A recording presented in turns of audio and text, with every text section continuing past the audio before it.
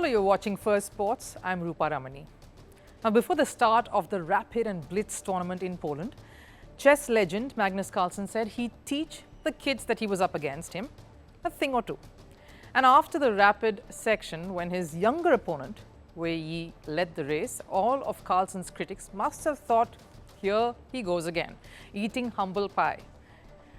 He said he'd be surprised to see an Indian win the candidates tournament some months ago and did not give D. Gukesh of all, or even Praggnanandhaa or Vidit any chance to reach the top three. And Gukesh surprised him and some of the world by winning the candidates tournament. That was classical chess, a format that probably doesn't thrill Carlsen anymore. But Rapid and Blitz is a different beast. It tests the player, and Carlsen, being the oldest in the draw in Poland, was also the strongest contender to win this one. And then, of course, Wei Yi nosed ahead after the Rapid rounds. And earlier on Sunday, India's Praggnanandhaa defeated Carlsen. It looked like Carlsen would have to eat his words once more, because he was a bag of nerves when he lost, and not once but twice. He lost to Praggnanandhaa, and then in a swindle for the ages, Carlsen muffed it up to lose to Nordirbek Abdusattorov. That really saw him emote. He slapped the air and let out his frustration at the blunder he'd made. And at that point, it was not just his critics, but Carlsen himself, who was doubting his own skills to win this all. I just didn't have it today. I felt good from the start, but then I think my nervous system just collapsed during or after the game against Prague. And after that, I just sucked, honestly. The score was still half decent, but obviously, if Wei Yi continues to win, then it doesn't matter.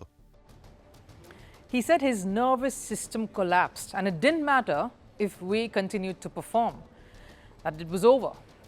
That was Magnus Carlsen a day before. But what a turnaround Sunday saw. Carlsen won 10 games in a row right from Saturday to the end of the tournament.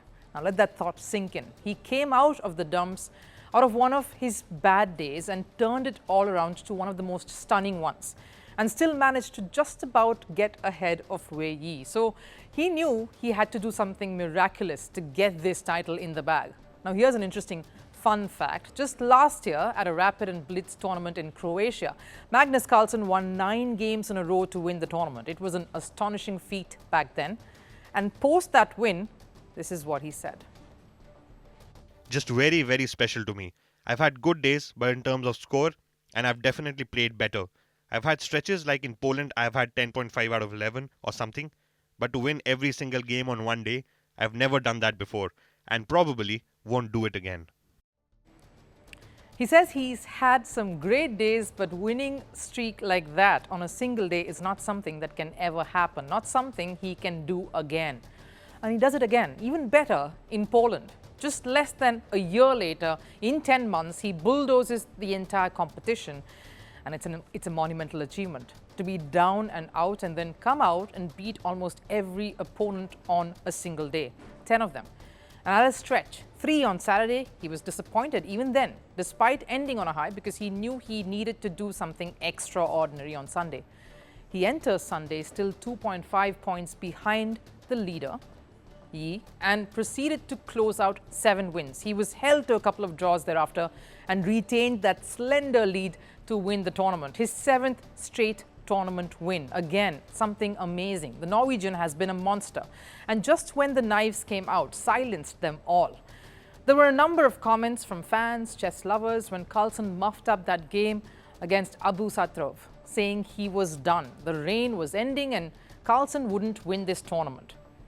Magnus Carlsen proved once again he is the king. He was in a bit of a daze right after the win, when the FIDE, the governing body, came to him for his first reactions, and understandably so, the adrenaline after that would have been high. And he says just 2 words in the end: I fight hard.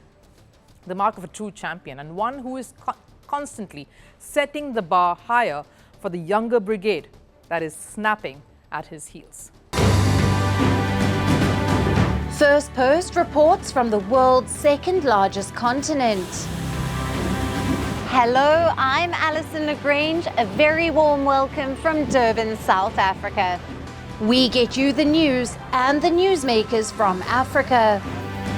South Africa goes to the polls on the 29th of May. I will track the election and bring you ground reports.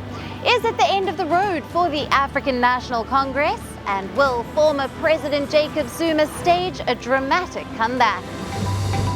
From elections to climate change to innovations and opportunities. As the world's attention shifts, we report from Africa, the heart of the global south. Join me every weekday live on Firstpost.